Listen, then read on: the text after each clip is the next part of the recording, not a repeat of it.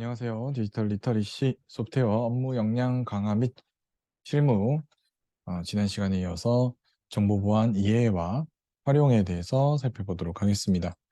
아무래도 이 정보 보안 신기술 용어들은 어, 하필 교재 개발 당시로는 어떻게 보면 좀 신기술이었는데 지금은 그래도 한 번씩은 다들 들어본 내용이지 않을까 싶습니다. 자, 우선 블록체인. 블록체인은 뭐 최근 이 뭐 암호화 화폐, 이 비트코인과 같은 이런 블록체인 기반의 코인 이 시스템에서 사용하는 이 장부입니다. 그러니까 거래들이 발생을 하게 되면 그 거래 정보를 우리는 뭐 은행 시스템에 이렇게 등록을 해놓고 우리가 기간별로 은행에다가 조회해서 은행 어플리케이션이나 은행 웹사이트에 들어가서 조회를 하게 되죠. 그 정보가 이 은행 데이터베이스 안에 들어있기 때문에 만약에 우리가 그 은행과 네트워크가 연결되어 있지 않다면 확인할 수 없고요. 그런데 이 블록체인 같은 경우는 이 분산되어 있는 이 단일 장부 구성으로 되어 있어서 이 블록체인의 전체, 예를 들어 블록체인에 소속된 사람이 10,000명이다라고 할 때, 10,000개의 노드가 전부 다를 저장하고 있지는 않지만, 일부 노드들이 내가 발생시킨 이 블록체인 내의 비트코인 거래 정보를 분산해서 저장을 하고 있고, 이 저장된 정보를 우리가 검증, 실제로 이 거래 정보가 맞는지 검증 같은 경우도 이 블록체인의 이 각 노드들, 블록들이 이 검증을 해주게 되고요. 이 발생한 10분 단위의 이 거래들을 이 블록 단위로 예, 만들어서 이 블록을 여러 개 체인화 시켜서 저장을 하고 있기 때문에 우리 뭐 은행에서 입출금 내역을 발생시킨다라고 하면 10분마다 한 번씩 그 정보를 압축하는 겁니다. 그리고 이 압축된 정보들을 예, 연결시켜서 이 압축된 정보들을 체인 형태로 분산해서 일부 정보는 앞에, 일부 정보는 뒤에 이런 식으로 이 정보들이 어, 하나만 있어서는 이 거래 부분을 확인할 수 없고 여러 개의 이 블록들을 합쳐서 체인으로 합쳐서 이 거래 장부를 확인하고 그렇기 때문에 이 거래 정보는 중간에 누구도 이 조작할 수 없게끔 만들어서 투명한 거래를 할 수 있게 하는 것이 이 블록체인의 목적이고요. 그런데 지금은 사실 블록체인보다는 이제 코인으로 여러분들이 많이 접하시게 되죠.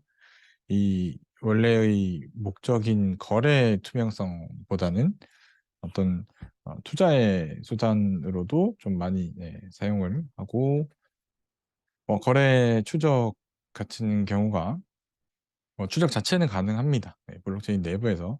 근데 블록체인 내부에서의 추적이지 이 블록체인 외부로 어떻게 이 금액이 움직였는지는 확인할 수 없고요. 그런 부분들이 블록체인 내용이고요. 그다음에 피도, 패스트 아이덴티티 온라인 얼라이언스라고 해서 이 사용자의 로컬 인증과 이 원격 인증을 이 얼라이언스에서 같이 활용할 수 있게끔 만드는 이 보안 어떤 인증 방법인데요. 그래서 지금 마이크로소프트 같은 경우는 저기 노트북에 그런 기능들을 많이 사용하시면은 좀 아마 일부 사용해 보셨을 겁니다.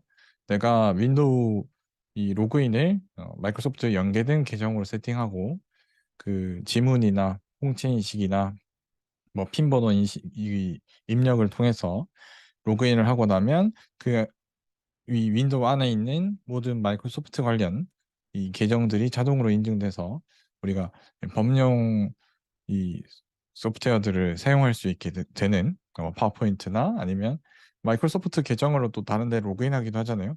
그런 것들을 다 연계시켜 줄 수 있는 기술이 피도라고 해서 사실 싱글 사인온이랑 어떻게 보면 좀 이제 유사한 형태이긴 한데 이 하나만 한 번의 인증으로 여러 군데의 추가적인 예, 인증을 제공하는 기능이고요.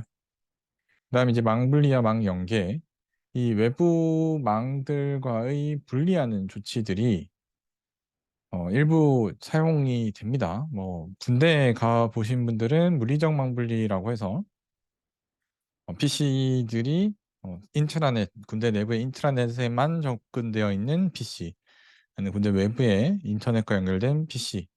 그래서 물리적으로 실제로 분리가 되어 있어서 뭘 어떻게 해도 이 외부망, 내부망으로 접근이 불가능한 물리적 분리도 있고요. 그리고 이제 논리적 망분리라고 해서 가상화나 아니면 추가적인 어떤 소프트웨어를 통해서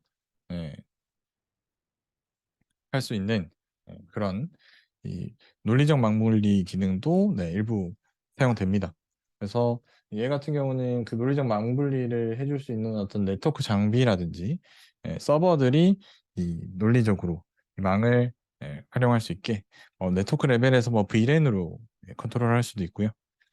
다양한 이 네트워크 장비들이 존재하기 때문에 VLAN, 뭐 VPN 이런 걸 통해서 논리적으로 망을 분리해서 사용할 수도 있습니다. 그다음에 이상금융거래 탐지 시스템은 사용자가 전자금융 거래에 사용하는 이런 정보들을 가지고 평소 거래 패턴이 아닌 이런 패턴들이 발생되면 이 FTS 시스템이 해당 이 대응을 조치하게 되고요. 저도 최근에 요걸 한번 받아본 적이 있는데 그, 그 동일한 신용카드로 편의점에 일단 결제를 한번 했는데요. 음료수만 샀는데 나오고 보니까 뭐 이렇게 배가 조금 더 출출해서 조금 한 20m 걸었는데 또 편의점이 있더라고요. 그래서 음료수는 어, 잠깐 밖에 두고 들어가서 핫바를 하나 샀다. 뭐 이런 식으로 이 카드를 동일한 카드인데 동일한 이 업종에서 짧은 시간 내에 다시 또 사용을 하게 되니까 이 문자가 오더라고요. 그 비정상 거래로 보입니다. 뭐 이상 거래로 보입니다. 만약에 뭐 카드를 분실하셨다면은 신고해 주세요. 이렇게 알려주더라고요. 이게 보통 일반적인 제가 쓰는 패턴이 아니라서 찾은 건지 이 패턴 자체가 이 동일한 업종에서 이렇게 연속으로 쓰면 그런 것들을 잠지하는 건지는 모르겠지만 어쨌건 저도 한번 처음 받아봤습니다. 이렇게 신용카드가 분실되었을 수 있으니 확인해 보시라고 이런 이상 금융거래를 이제는 뭐 빅데이터 활용하는 이런 데이터 분석을 하는 게 좀 많이 흔해졌으니까 각 개인에 맞추어서 이 거래 패턴들을 충분히 트래킹할 수 있을 것 같고요. 과거에는 사실 특정 패턴을 딱 걸어놓고 그 패턴일 때만 딱 잡아서 이런 FTS를 구현을 했을 겁니다. 자, 그리고 뭐 양자 기술 같은 경우는 뭐 암호뿐만 아니라 뭐 이제는 뭐 양자 컴퓨터도 이제 나온다고 하니까 이 수학적 복잡성이 사실 양자는 어지간한 수의 개념으로는 도달할 수 없는 수준이기 때문에 양자를 가지고 암호화를 하고 이 양자를 이 송수신자 간에 주고받아서 이 수신자가 감청하는 수신자가 양자를 가로채는 순간 양자가 변환되기 때문에 이 제3자의 도청이 원천적으로 불가능하게 되는 경우가 되고요. TPM이라고 해서 트러스티드 플랫폼 모듈이라고 이 국제산업표준단체에서 이 소프트웨어만으로 운영되는 이런 보안 기술들을 이 암호화된 키, 이 조금 더 큰 규모의 이 패스워드 시스템들을 사용해서 최근 뭐 우리 같은 경우는 이런 뭐 공인인증서를 쓰기도 하고요. 지금 공동인증서 아니면 뭐 OTP와 같은 그런 이제 추가적인 물리적인 보안 기술들을 사용하기도 하죠.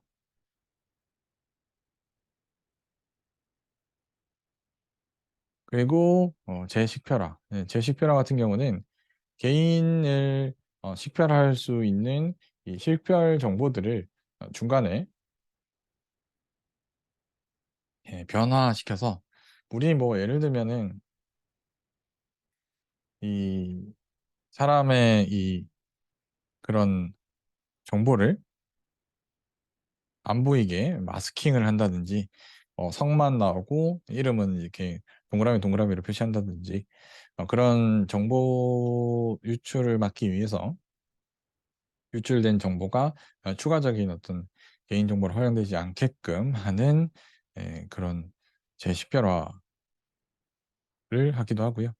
왜냐면 요새는 데이터 분석을 한다고 데이터를 많이 이제 집중해서 관리를 하고 있으니까요.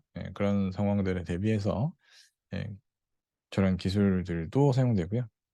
그다음에 EU의 GDPR이라고 해서 EU 자체의 이 GDPR, General Data Protection Regulation이라고 해서 이 EU 내부에서는 이 GDPR을 준수해야 하는 규정을 세웠고 이 EU 내 사업장 아니면 EU 주민의 개인정보를 처리하는 기업들도 모두 포함해서 이 GDPR이라는 이 기준을 지켜라. 우리나라도 뭐 예를 들면 개인정보보호법이나 뭐 이런 여러 가지 법률들로 유출되는 개인정보나 이런 보안 위협들에 기본적인 대응을 할 수 있게끔 이런 기준들이 점점 높아지고 있습니다. 자, 이제 이 정보 보안 이 전반적인 기술들에 대해서 살펴봤고요. 이제부터는 실제 기술들을 살펴보겠습니다. 정보 보안 기반 기술이라고 하면 우리가 흔히 생각할 수 있는 이제 암호화 그리고 접근 통제. 접근 통제라는 거는 우리 뭐 통제한다 하잖아요. 군대에 가면 이 출입이나 어떤 통행을 일단 차단하고 그 인가된 일부의 어떤 인원, 어떤 물품들만 통과할 수 있게끔 하는 것을 이 접근 통제라고요. 그게 이 기밀성을 지원하기 위한 암호, 그리고 이 고전적인 암호 시스템들, 그리고 암호의 큰 두 개 분류, 비밀키와 공개키, 그다음에 무결성을 지원하기 위해서 사용하는 해시 함수, 그리고 안전한 거래를 위한 이 전자서명, 우리 실제 쓰고 있는 인증서와 같은 전자서명 PKI에 대해서, 그리고 마지막으로 접근 통제까지 보도록 하겠습니다. 일단 우리가 암호라고 하면 이 누구나 볼 수 있는 형태의 플레인 텍스트를 아무나 쉽게 볼 수 없는 사이퍼 텍스트, 암호문으로 변형하는 과정을 이 암호화라고 하고, 이 암호화의 반대로 암호문을 플레인 텍스트로 바꾸는 과정을 이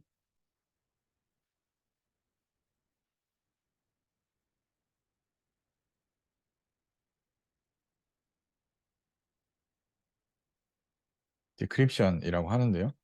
이들 전반을 이 암호학이라 하고요. 이 암호화 과정에서 사용되는 이 키를 암호화 키라 하고요. 그래서 이 암호화 복호화에 사용되는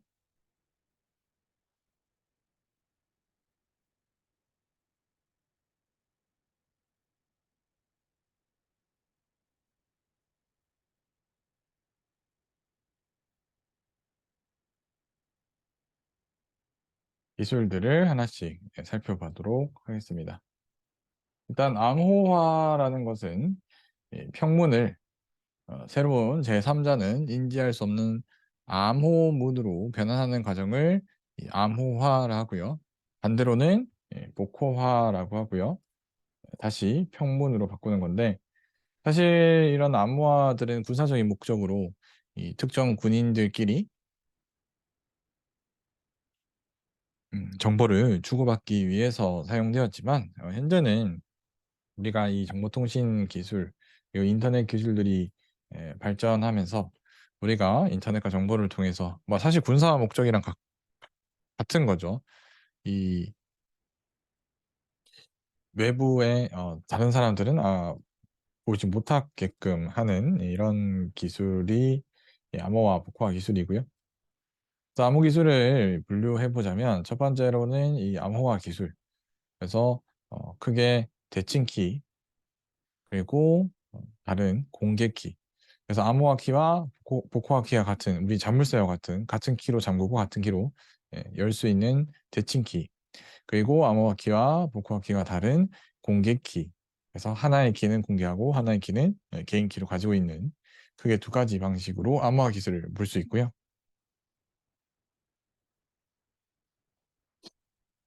암호 프로토콜은 이런 암호 기술을 사용하는 프로토콜들을 말하고요. 그래서 우리가 기술을 활용해서 어떤 서비스를 제공한다. 아니면 어떤 뭐 기밀성을 뭐 얼마만큼 제공한다. 아니면 인증 기능을 제공한다. 이런 것들이 프로토콜이고 이 암호화 기술은 암호문과 평문을 이렇게 변환시키는 것을 말하고요. 그래서 뭐 기술의 분류를 보면 블록 암호화, 스트림 암호화 같은 경우는 대칭키, 인수분해, 이산분해, 파원형, 곡선 문제형 같은 이런 것들은 이제 공개키. 그리고 프로토콜로는 개인 식별, 인증, 전자서명, 전자결제, 전자화폐, 전자선거와 같은 이 암호 알고리즘을 활용해서 어떤 전반적인 어떤 목표치를 어떤 시스템을 구성하는 것을 프로토콜이라 하고요. 우선 이 암호 알고리즘을 살펴보게 되면 이 암호 키를 활용해서 이 알고리즘을 구현하게 되는데요. 평문을 암호문으로, 암호문을 평문으로 바꾸는 크게 요 형태의 시스템을 제공하는 이 암호 알고리즘이 있고요. 앞에서 말한 것처럼 암호 알고리즘도 이 암호화의 키와 복호화의 키가 같은 것이 있고 다른 것이 있다. 네, 이렇게 공개키와 대칭키, 암호 알고리즘 알고 계시면 되고요.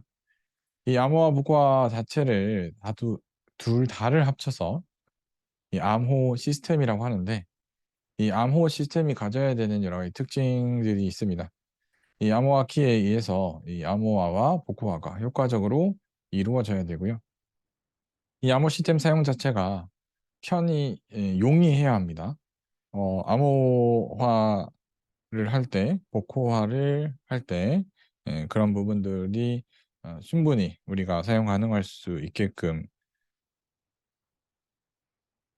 예, 준수되어야 하고요. 암호 알고리즘보다는 암호 키에 의한 보안이 추가되어야 합니다. 그다음 이제 비밀키 암호와 공개키 암호 알고리즘에 대해서 살펴볼 텐데요. 비밀키 암호 알고리즘은 말 그대로 비밀입니다. 그래서 암호키와 복호화키가 똑같기 때문에 이 키에 대한 비밀을 유지해야 됩니다.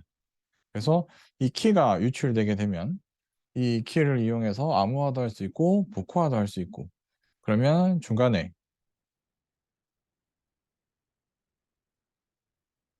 내가 사용하고 있는 이 암호 알고리즘 자체가 뚫려버릴 수 있겠죠.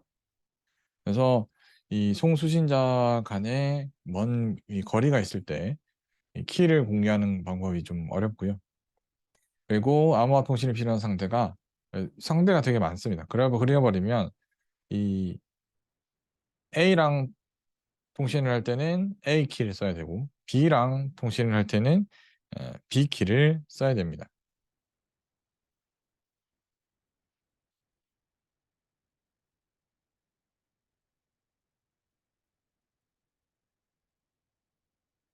그래서 이 비밀키 암호 방식은 이 암호 알고리즘 자체가 치안과 전치의 조합으로 왔다 갔다 할 수 있게끔 반대로도 수행 가능할 수 있게끔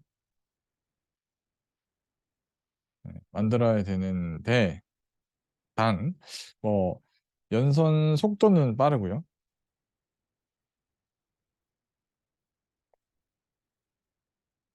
특히 공유는 어렵지만 연산 속도가 빠르기 때문에 빠른 어떤 이 전송 속도를 꼭 어, 유지해야 하는, 제공해야 하는 시스템에서는 이 비밀키 암호 알고리즘을 쓰고 있고요. 이 비밀키 암호 알고리즘에서도 크게 이 블록 암호화와 스트림 암호화가 있는데요. 블록은 우리가 알고 있는 이제 블록 단위로 어, 특정 길이 단위로 이 암호화를 수행하는 거고요. 스트림 암호화는 우리 자바에 사용하는 스트림, 비트 단위로 이 암호화를 수행하는 겁니다. 아무래도 블록 단위로 하는 것이 훨씬 더 빨리 전송할 수 있고요. 스트림 같은 경우는 스트림 단위별로 암호화를 하고 복화를 해야 되기 때문에 수행 시간 자체가 좀 느리게 됩니다. 그래서 블록 암호 알고리즘으로는 뭐 한 번씩 보셨을 수도 있습니다. DES, AES, 아이디어, 그다음에 뭐 시드 아리아. 시드 아리아 같은 경우는 이제 국내 이 비밀키 암호 알고리즘이죠. 그래서 이 비밀키 암호 알고리즘 같은 경우는 암호 키와 복호화 키가 똑같기 때문에 이런 블록 암호 단위의 공격 기법들이 좀 많이 존재합니다. 그래서 차분 공격, 평문들을 여러 개를 바꿔가면서 어느 평문들이 뚫리는지 이렇게 차분 단위로 공격을 하기도 하고요. 그다음에 선형 공격. 이 암호 알고리즘 내부에 있는 이 비선형 구조를 적절하게, 예를 들어 숫자를 이 평문을 1을 보내보고 2를 보내고 3을 보내보고 4를 보내면서 이 내부의 패턴들을 찾아내는 거고요. 그다음 전수 공격은 그냥 우리 그냥 하는 겁니다. 예를 들어 0000부터 999까지 입력해 보는 거죠. 그러다 보면 어떻게 하다 보면 풀릴 거고, 그러면 이 암호화 키가 무엇이다라는 걸 찾아낼 수 있어서 사용하는 거고요. 그다음 이제 통계적 분석 같은 경우는 뭐 영화 보면 이런 거 많이 나오죠. 통계적 분석, 수학적 분석. 이 뭐 군인들이 통신하는 통신문을 이 많이 사용하는 뭐 모음 기준으로, 뭐 자음 기준으로, 이거는 이 자음이다, 이건 이 모음일 거다, 이렇게 해서 이제 통계학적으로, 수학적으로 유추해내서 평문을 찾아내고, 평문에서 그러면 암호문으로 어떻게 바꿨을 것인가, 그걸 통해서 비미키, 암호화 키를 찾아내는 방법입니다. 이렇게도 사용하기도 하고요. 그다음 이제 스트림 알고리즘 같은 경우는 평문을 키 스트림으로 계속, 쉽게 보면 이제 XR 연산으로 이 암호문을 새로 만들어내는 형태이고요. 근데 어차피 비밀키를 쓸 거면 속도를 중시할 거라는 거고, 속도를 중시할 거라면 구체적 스트림 암호 알고리즘은 잘 사용하지 않고 있습니다.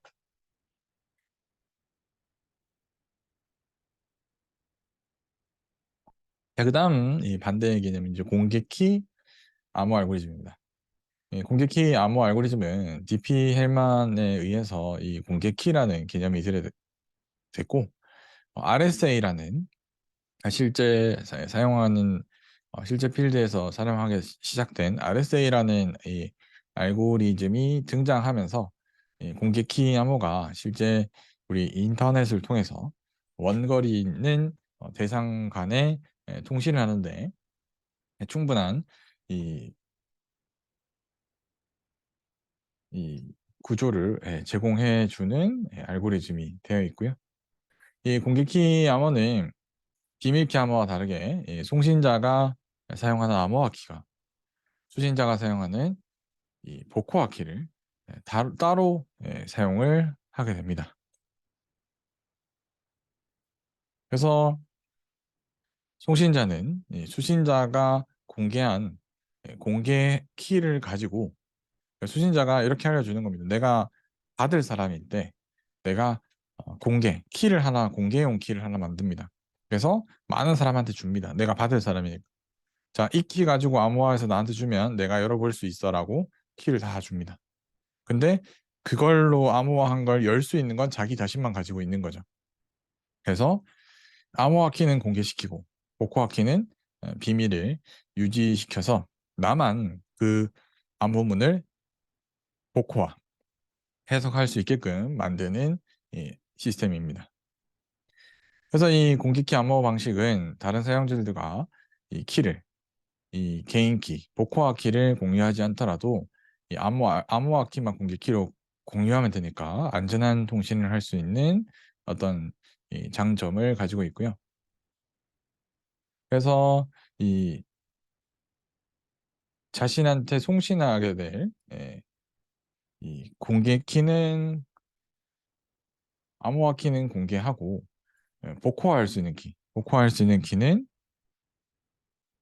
내가 개인 키라고 부리는 내가 나만 가지고 있다가 이 암호문이 오면 내가 가지고 있는 개인 키인 복호화 키로 그 문장을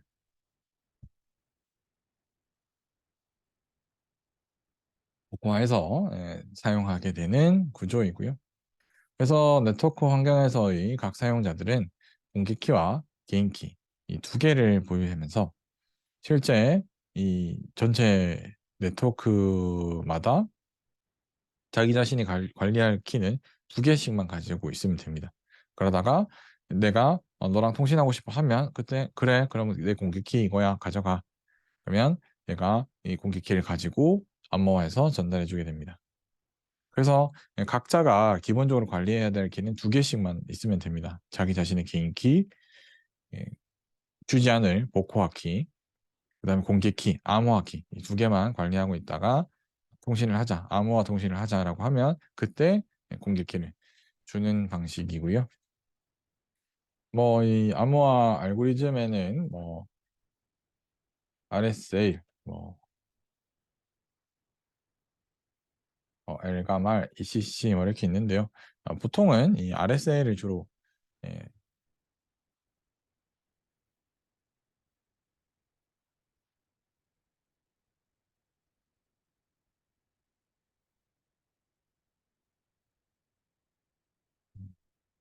많이 쓰고요. 그리고 RSA 때문에 이 자체가 이제 인수분해가 아주 큰 수는 인수분해가 어렵기 때문에 아주 큰 인수, 그러니까 소수를 찾는 것이 이 RSA 알고리즘의 가장 중요한 조건이고요. 그래서 뭐 소수를 점점 큰 수를 찾을수록 RSA 알고리즘은 훨씬 더 이제 정교해지는 구조를 가지고 있고요.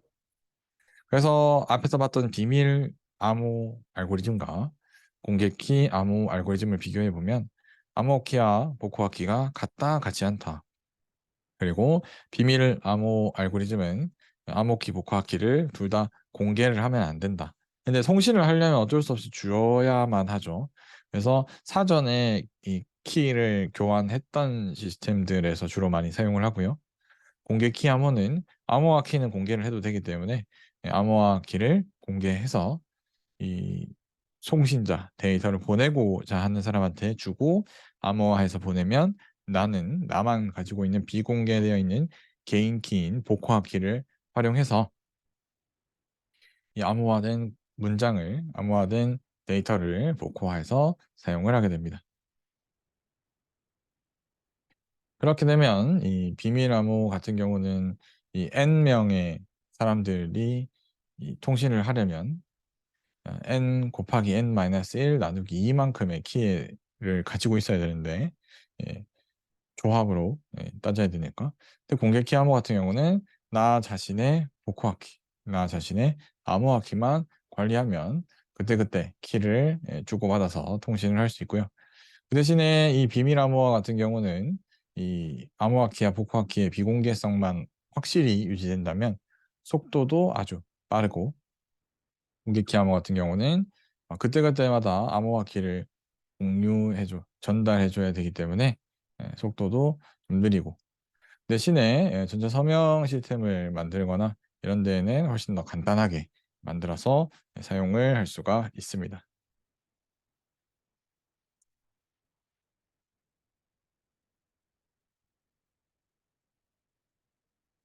다음은 해시 함수입니다. 해시 함수. 해시 알고리즘은 우리가 뭐 앞에 뭐 알고리즘을 이렇게 수업을 들으셨다든지 그러시면은 아마 한 번쯤은 들어는 보셨을 겁니다.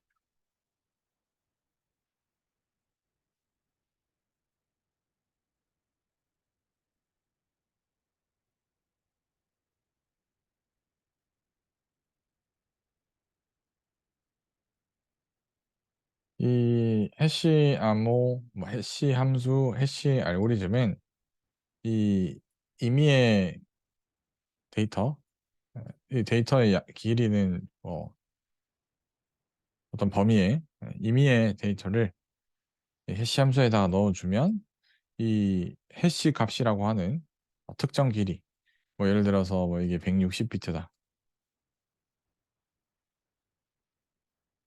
하는 이런 특정 길이의 해시 결과값을 고정적으로 알려줄 수 있는 함수이고요.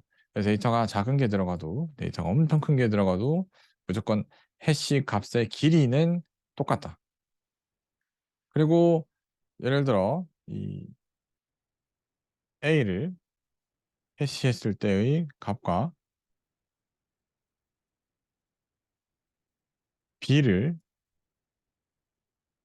해시했을 때의 값이 같을 수도 있습니다. 그죠? 이 두 개의 값 자체가 같은 값을 가질 수도 있죠. 이 해시의 특징 중에 하나인데 이 두 개의 다른 값이 인풋이 들어가도 하나의 아웃풋이 나오기 때문에 반대로 우리가 해시 결과값을 가지고 해시 결과값을 내가 어디서 얻었다 하더라도 원래의 값이 A인지 원래의 값이 B인지 알 수가 없습니다. 왜? A일 수도 있고 B일 수도 있습니다. 둘 다 맞는 말이거든요. 해시 자체가 이런 특징들 때문에 어떤 암호화 정보 보안의 다양한 분야에서 사용되고 있는 알고리즘이고요. 그래서 이 해시 함수의 성질로는 이 역상 저항성, 제가 방금 말씀드렸던 y를 찾았을 때 이 x는 y다 했을 때의 이 x를 찾을 수가 없습니다. 아주 어렵습니다. 왜냐면 x가 두 개 이상이 될 수 있으니까요. 그리고 제 이상 역상 저항성이라고 해서 hx는 y일 때 이 h의 x 다시가 y가 되는 이 x 다시를 찾는 것이 어렵습니다. 아까 했던 a과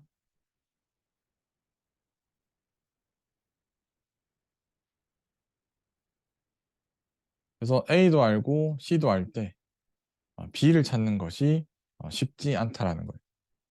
a와 b를 다 알고 있어도 b를 찾는 것은 쉽지 않다. 그리고 충돌 저항성. 충돌 저항이라 해서 내가 이 a와 b를 모르는데 c는 알고 있습니다. 그럴 때 이 두 개가 같은 값이 무엇인지 찾는 것도 거의 불가능합니다. 그래서 이 해시 함수의 원래는 해시 함수가 이제 데이터 자료 구조에서 우리가 원하는 이 데이터를 빠르게 찾기 위한 용도로도 쓰이는데요. 이 정보 보안에서는 이런 이 역상 저항성, 뭐 충돌 저항성 이런 특징들 때문에 우리가 가지고 있는 어떤 민감한 정보라든지 구분할 수 있는 어떤 아이디 같은 정보, 패스워드 같은 정보들을 이 해시 함수를 이용해서 많이 사용하고요. 해시 함수에는 크게 두 가지가 있습니다. MD5와 SHA. MD5는 이 프로그램이나 파일 무결성 검사할 때 많이 사용되고요. 128비트의 해시 함수로서 우리 이 파일이 정상적으로 이 저장되었을 때의 해시 값을 같이 파일 밑에다 저장을 해놓고요. 그래서 파일을 누가 변조하게 되면, 누가 수정을 하게 되면 해시 값이 바뀌겠죠. 그래서 원래의 이 파일의 해시 값과 지금 내가 받았을 때 파일의 해시 값이 같은지 다른지 비교해서 이 파일이 변조되었는지를 검사할 때 사용하고요. 뭐 SHA는 이 MD5보다 좀 더 크게 범용적으로 사용하게끔 만들어졌고요. 그래서 512비트까지도 사용할 수 있는 어, 이 SHA 512 정도를 사용하게 되면 어지간한 공격 방법으로는 우리가 원래의 이 해시 이전의 값을 찾는 것은 거의 불가능합니다.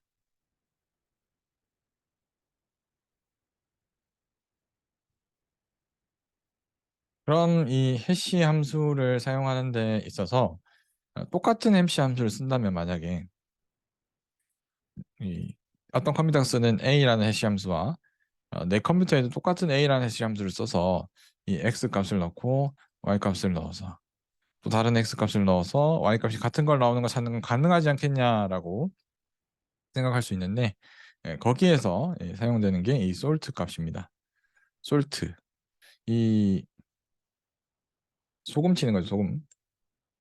이 그냥 가만히 두게 되면 이 밑에 케이스처럼 이제 똑같은 해시 함수를 이용해서 추정이 가능할 수가 있는데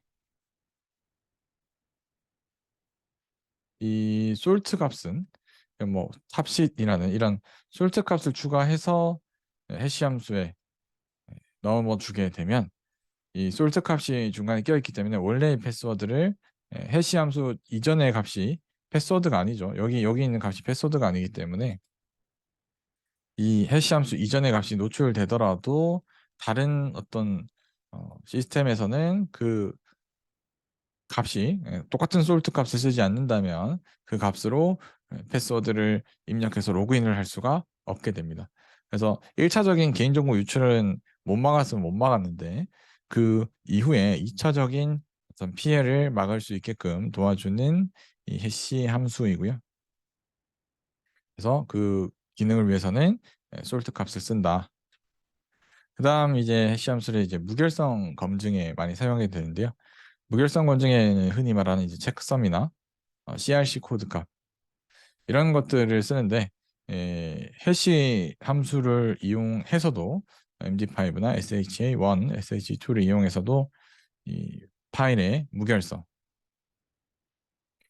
파일을 최초로 이 수행 더블 클릭하거나 뭐 사용하게 되면 그때 이 해시 함수로 해시 코드를 저장해 놓고 이 파일을 정기적으로 해시 코드화해서 저장되어 있는 해시 이 값과 확인을 해서 파일이 변경되었는지 변조되었는지를 예, 지속적으로 모니터링 해줄 수 있는 기능을 제공해 주고요. 마찬가지로 우리가 데이터를 전송할 때도 송신 메시지를 해시해서 해시 값을 밑에 같이 줍니다.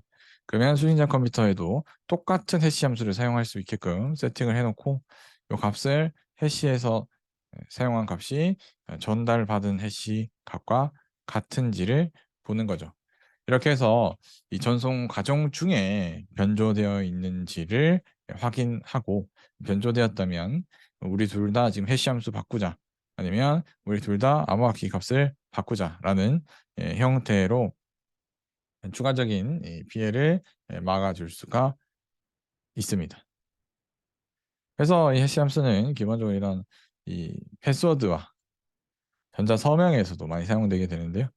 전자 서명도 마찬가지로 무결성을 제공해 주기 위해서 전자 서명의 해시 값을 같이 보내주고 이 전자 서명의 해시 값을 또 받고 나서도 검사해서 이 전자 서명이 정상적으로 중간에 위변조 과정을 거치지 않고 전달되었는지를 확인해서 사용할 수가 있습니다. 자, 이렇게 정보 보안 기반 기술의 첫 번째 핵심 기술인 이 해시 함수를 살펴봤고요. 여기까지 내용에 질문 있으시면은 질문 주시면 답변 드리도록 하고요. 따로 질문이 없으시면 오늘 수업은 여기까지 하겠습니다. 수고하셨습니다.